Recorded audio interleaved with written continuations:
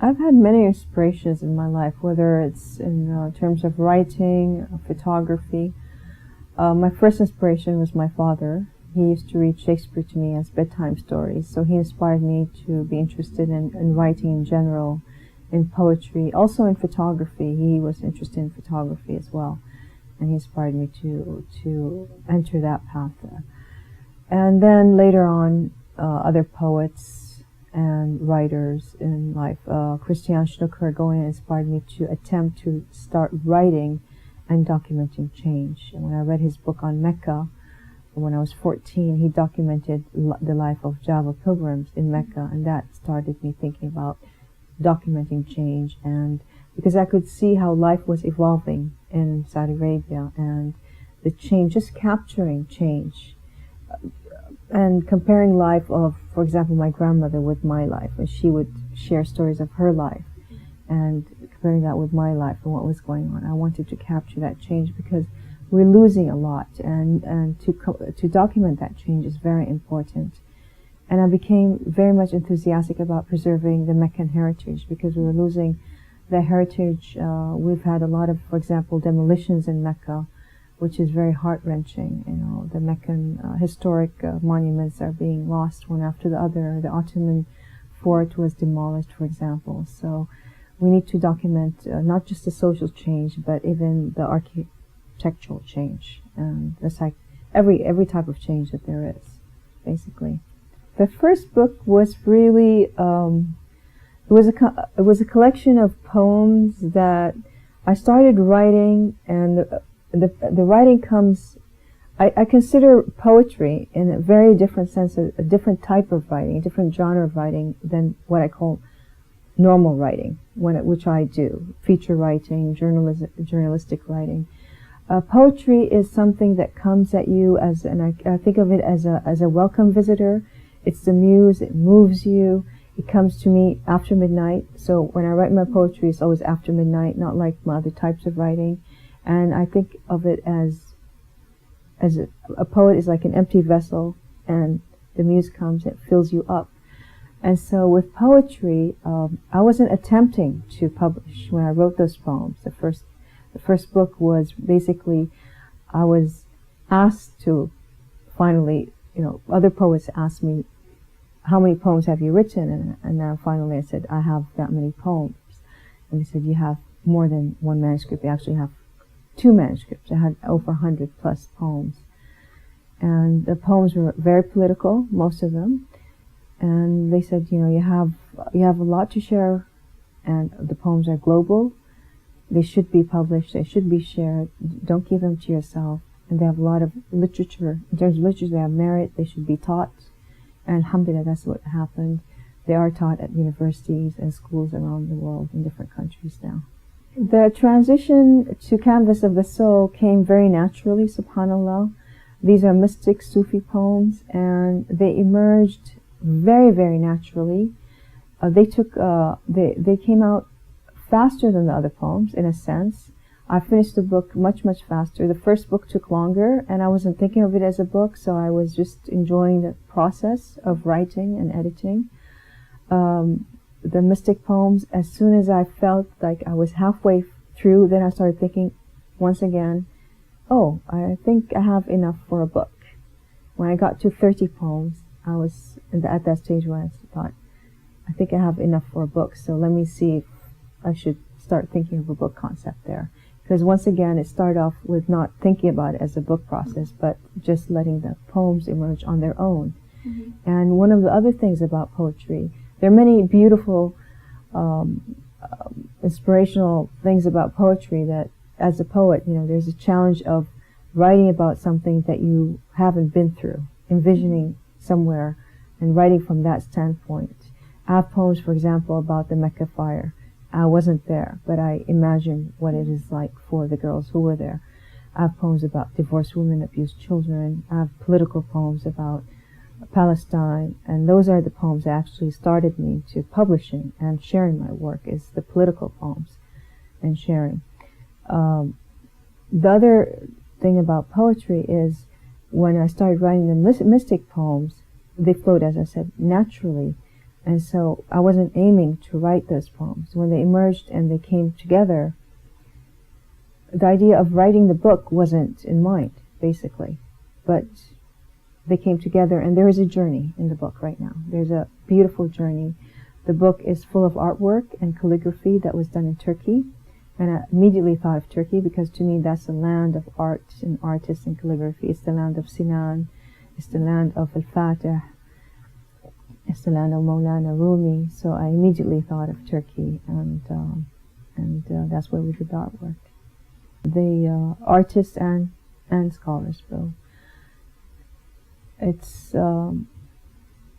I think it's just a blessing in that sense. It's a very, very humbling experience.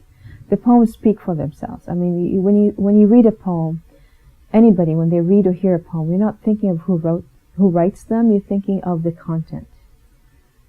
Any kind of art, it stands for itself. You're not thinking, basically, I know a lot of people think of the artist always, he's there or she's there in the background, but you have to have, the artwork itself has to stand on its own, it has to stand the test of time, and it has to stand on its own as a piece of art. So for me, every poem has to speak on its own, has to have its own strength, and for me, each poem has to have a strength on every single word, and every single line has to make sense.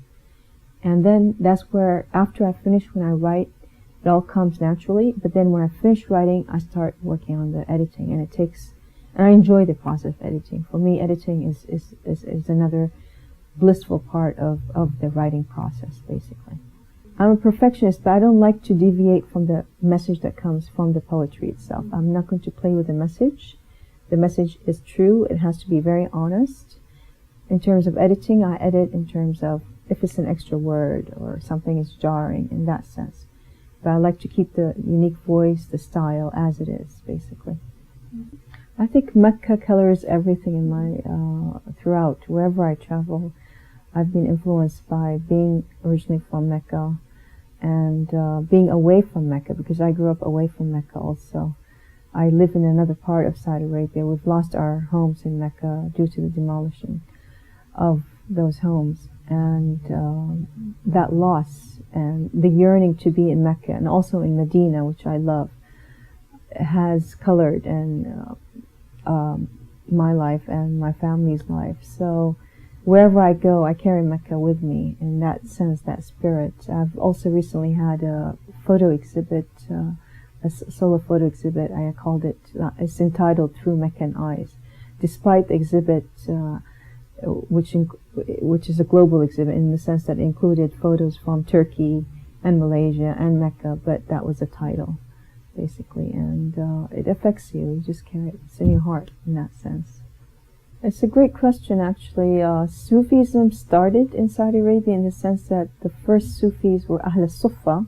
They were the first companions of our beloved Sayyidina Muhammad sallallahu alaihi wasallam, Sayyidina Abu Bakr as-Siddiq and Abu Huraira. And they used to sit there, and they were Ahl al-Sufa, we know. And so it started in Medina, and then it evolved, and and then the tariqas evolved later on. And historically, when you go back into searching the histories and how the tariqas evolved, that's a whole different, that's history, basically. Now, in Saudi Arabia, it is not known as much recently, in the last few hundred years, how Sufism has evolved. And it's there, it's practiced. We have the different tariqas that are practiced in different countries across the Muslim world. We have Saudis who are Naqshbandis and Jilanis and Shadhlis, and they have the awrad, and they have they practice, and they have mawalid, of course. And it's very quiet. Basically, I can say it's very quiet. It's a very private matter. Sufis generally don't say that they're Sufis. That's the thing about being a Sufi. You don't really proclaim it, because being a Sufi, it's between you and God, first of all. And the other thing is, being a Sufi is a station, in a sense that, are you really a Sufi? Have you reached that station? I mean, not everybody it's a station. It's something we try to achieve, to be a Sufi. And it's very hard to reach that station. So we are students on a path. We are seekers, actually, on a path. And I have quite a few poems about that in Canvas of the Soul, about the seeking the path and the journey on the path and the doorways and the visions that Sufis have. And so it's all a journey and a seeking and a yearning and, you know, what moves you and the dhikr itself and the beauty of the dhikr. And these are things that Sufis around the world have in common. The word Sufi nowadays has different connotations, I think, for different people, wherever you are. As I said, poetry comes as a welcome visitor, and for me, the poems came extremely naturally. I mean, the first few poems, I remember when they came, were maybe 4 or 5 poems. They came together, and that doesn't happen normally. And some of them came like visions in that sense, and I thought of them as poems that wrote themselves by themselves, because I didn't put much into planning them in that sense.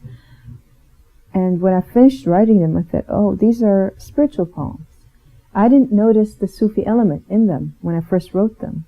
And then bit by bit, as I started writing them, because I was reading a lot of Maulana Rumi's poetry and Rab al-Adawiyya's and other Sufi mystic poetry before then, for several years.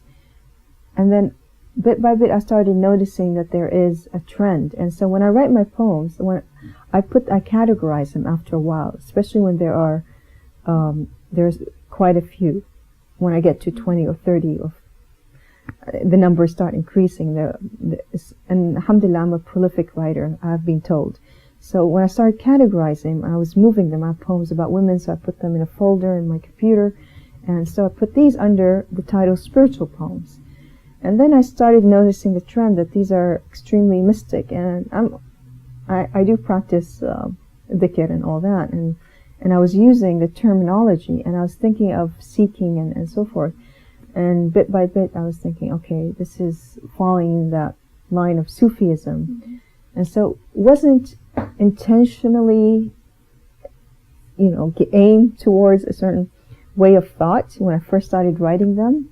And then, subhanAllah, bit by bit is like, I stopped writing other types of poems during that time when I was working on them.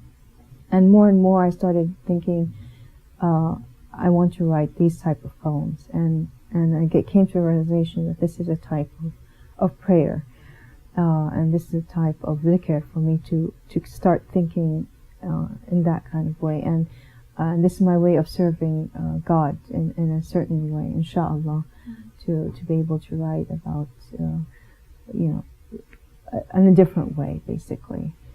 And there's a professor. His name is Talat Hellman. He's in the U.S. and he works at university there. And he did a beautiful review recently of the book as well. And he mentioned that this is a book of salawat and dhikr. He noticed that trend in the book as well. So you feel it when you read the poems, basically. But it evolves with time, because when you write, you get into a certain mode.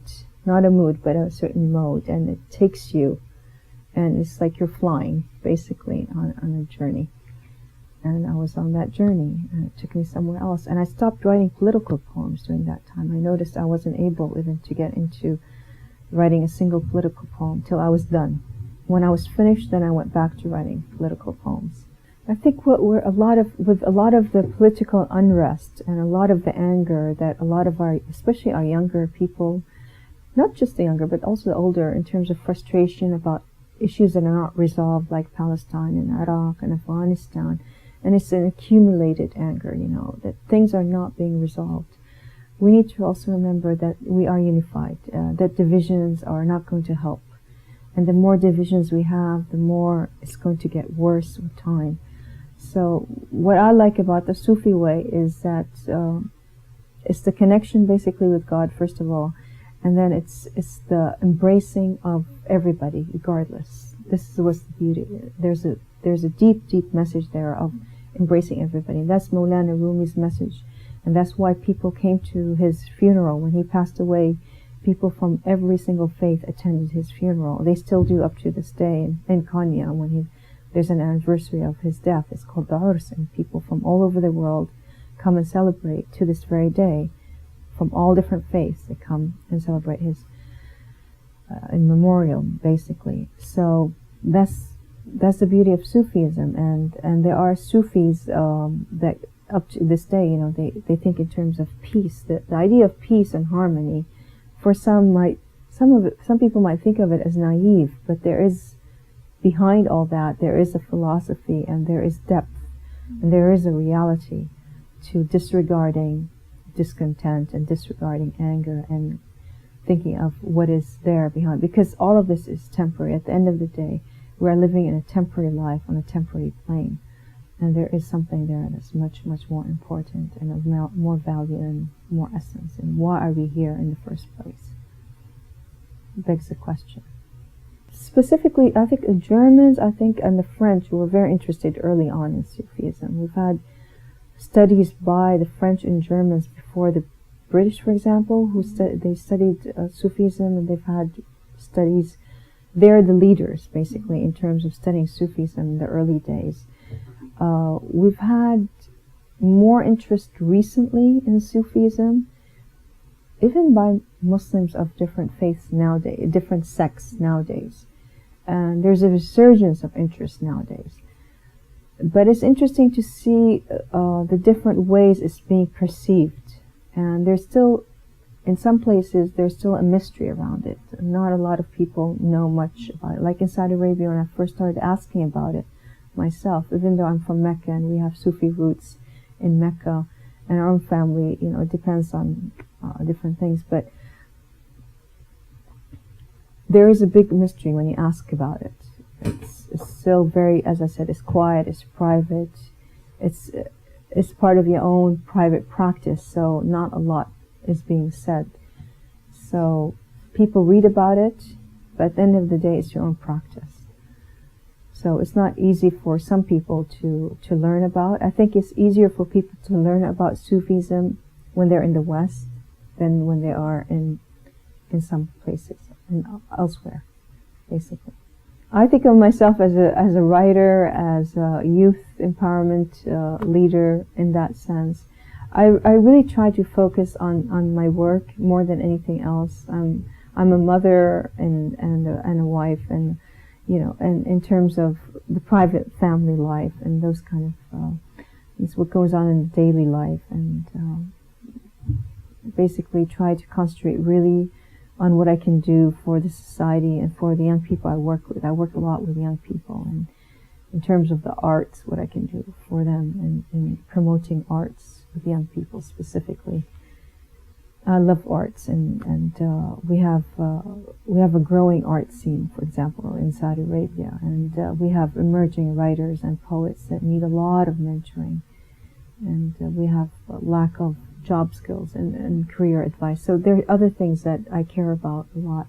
So these titles, they come from the media quite often, and you get dubbed, and it just sometimes it's humbling and it's surprising, and I think we're living in challenging times and evolving times, and you have to catch your breath from time to time, basically. But it is a challenging experience in many ways, and it's exciting in a sense.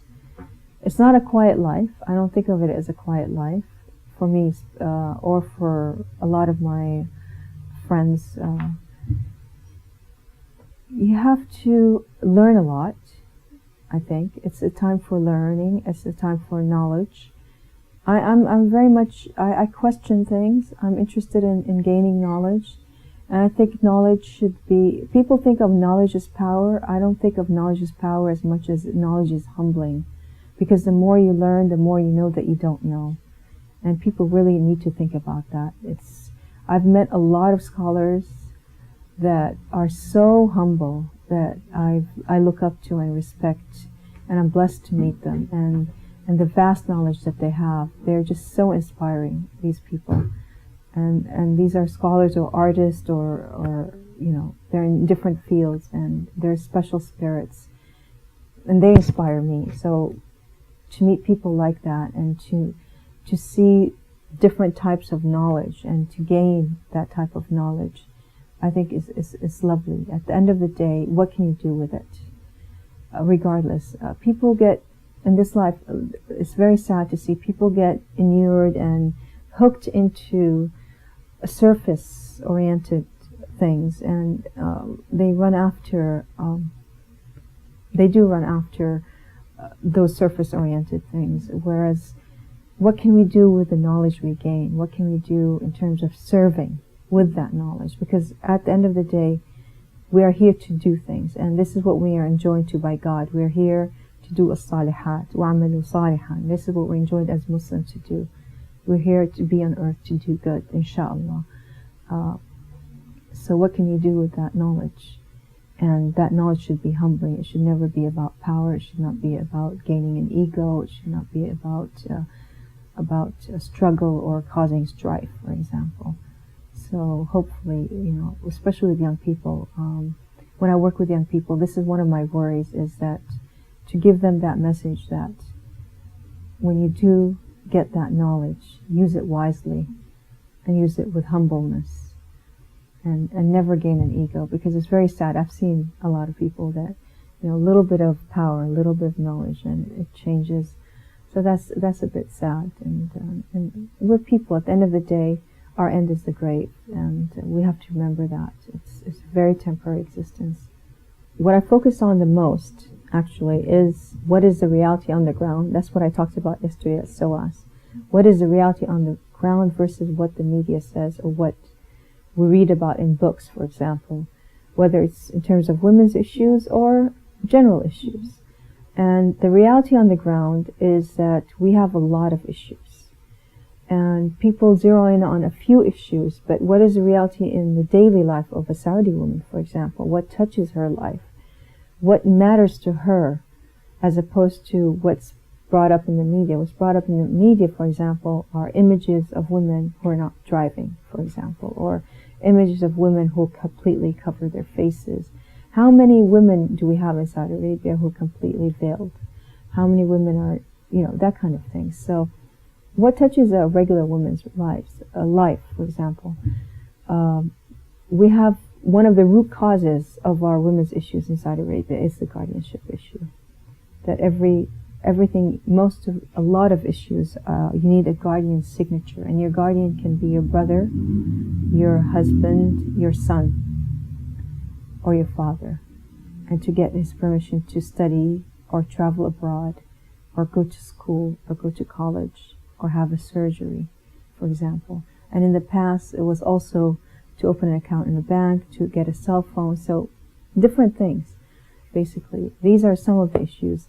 There are other issues for widows, and we have, there are many, many issues. I don't want to go into a whole list of them, but for example, imagine a widow in Saudi Arabia and how she carries out her life, or a divorced woman who is left hanging. In a sense, I'm using the word hanging as a translation of the word in Arabic. It's called mu'allaqa, which is she's left hanging. She's not granted her divorce by her husband, yet she's divorced, and the judge rules in her favor that she gets divorced, and the husband refuses to grant her divorce and release her, and she's left like that for up to 12, 15 years sometimes, in some cases. So she's there, and her status is very difficult, and she has children that she has to take care of. So there are many, many, many issues, but that doesn't get reported much in the media. And how are those lives led? So the issues are many. And that's the reality, that the issues are many, and each issue has its own problems and its own factors and its own scenarios in that sense. And I don't like to use the word scenario as if it's a character in a show, but it's real life. And that real life is being lived by a real person that's living a difficult life, basically, is going through. And those issues need to be resolved. We have Saudi women who are married to foreigners, and their sons or daughters aren't granted nationality status. Very difficult for them to even to go to school, for example, to get married. Those sons and daughters get older, and they need to get married, and just the whole thing about nationality is another issue. So all of those issues. And what we hear about are other things, voting in municipal elections and things. everything's important. I'm not saying it's not, but we do have a lot of issues that need to be resolved. Some of these issues women are not for in that sense. Yes, definitely.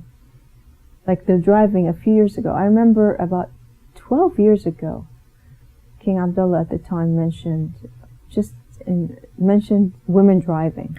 And they ran a study in some of our magazines about women driving. The women said, we don't want to drive. That was 12 years ago, almost now. I think 12 or 10, I can't remember exactly.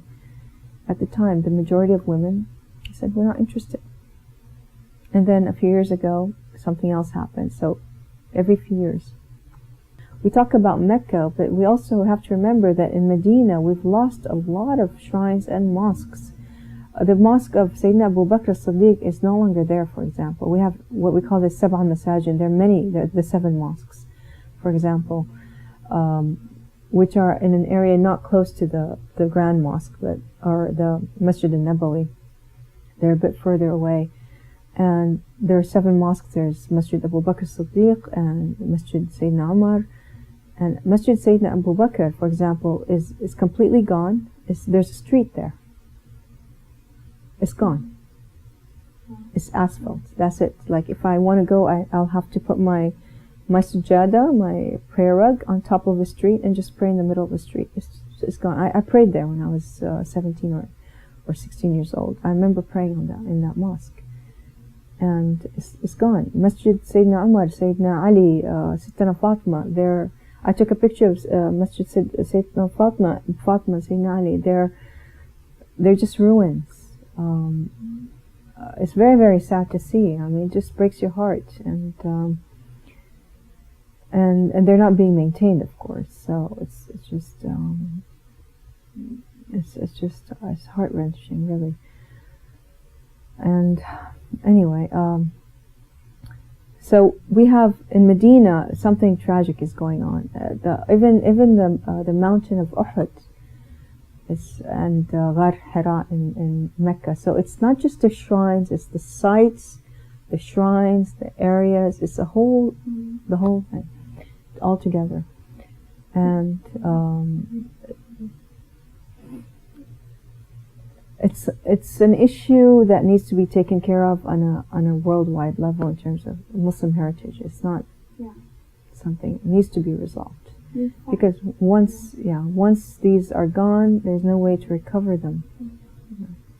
These Muslim heritage sites have to be included in a protective act, either by UNESCO or a certain entity, so that they're preserved for everybody, basically. I don't mention that in the poem. So what I have in the poem is a description of what's happening, the bulldozing, the demolitions, and I mentioned the Turkish fort in Mecca, for example, and what's happened, and the pigeons, and it's just the whole setting. I put the setting there, and the blasting, and it just gets you have an image of how it happens and what's happening exactly, and the feeling of Muslims about it, basically. It is a big balancing act, that goes without saying, that's for sure. I try to choose projects that are really close to my heart, in the sense that I gravitate towards them. They're fascinating. That they have and the projects that have an element that draws me, in the sense that a project that would deal, for example, with Arabic calligraphy or Islamic art, or something that draws me, in the sense that will serve. It will serve, whether it serves Islam, it serves Sufism, it serves promoting Islamic art in that sense. I didn't have to, with Canvas of the Soul, there's no, I wanted to have Turkish miniatures. That's what started the whole process. I said, first I wanted calligraphy, and then I said, okay, Turkish miniatures. So immediately, Turkey. Because where else would I go for something like this? And then I started thinking, combining. So this is it, I could have just had it done somewhere else, but no. So it's the idea just germinates, and you start combining the arts, and it comes with it does lead to hard work. It leads to it may take longer and more effort, but at the end of the day, I like to perfect, as you said. I'm a perfectionist, so whatever the product at the end of the day, it has to be something that's I'm not going to say a gem, but something that people will enjoy, that's pleasing to the eye as well, so that it's kind of, hopefully it will be a whole at the end of the day, inshallah. Young poets, I love working with young poets and writers. They have so much to give, and it's like an unpolished gem, first of all, and they have a lot of passion and quite a lot of thoughts going on in their minds. So, a young poet, first of all, read a lot, that goes without saying, and never emulate, never try to imitate your favorite poets. Read their work, but don't try to copy. That's one thing, because that's a trap that a lot of them will fall into. It's like, oh, this is my favorite poet, let me write like them. No, you have your own voice. So be true to your voice, and your voice is there, and your style. Be true to yourself. And be true to your message. Whatever you feel inside you, whatever moves you, be true to that. And keep it to yourself, don't worry. Keep it to yourself. When I first started writing, I kept all of my poems to myself, by the way. It's important to feel that you have that sense of privacy that's not being invaded. And that helps you start that journey, basically, and then hone your craft later on. It's not a problem. But honesty and trusting your feelings, your gut instinct that this is where you want to go. And that gut instinct is what a lot of artists, not just poets, or every type of artist, they have that intuitive sense of what is moving them and taking them on that trend. And that's where the uniqueness comes through. And that's where the art comes through. And basically go with it in that sense. Let it flow. Let it fly and take you there, and be very, very honest and truthful with it, and don't let people demotivate you in that sense, and just trust in it and enjoy the journey, because sometimes like for me, people keep asking me, how was it exciting? I didn't have time to get excited. I've just been busy, to tell you the truth. Yesterday also somebody asked me that question from the BBC, said, was it an exciting journey? I said, you know what? I didn't have time to catch my breath. It's just been ongoing, It's been a roller coaster ride. And I remember reading a poet just a month ago. He's a famous poet. I can't remember which one. He said, enjoy every minute, because once it's gone, it's gone. And you think back, and so enjoy every moment. So enjoy your pieces. I love it. When I read, I think the best moments I've ever had was engaging your audience. When you read, I love to read and perform my pieces. And when I'm with an audience and I'm sharing the poems, and I can see, and I'm connecting with them and sharing that energy, and I can see their eyes light up, and I can see in their eyes that they're connecting with a piece, and they're nodding their heads like you are, for example. So you can see there's that two-way communication, and they're getting that message, whatever message they have. It might not be necessarily my message, especially with poetry, different messages, but still, just sharing that poem and sharing that moment with them, it makes it all worth it, really.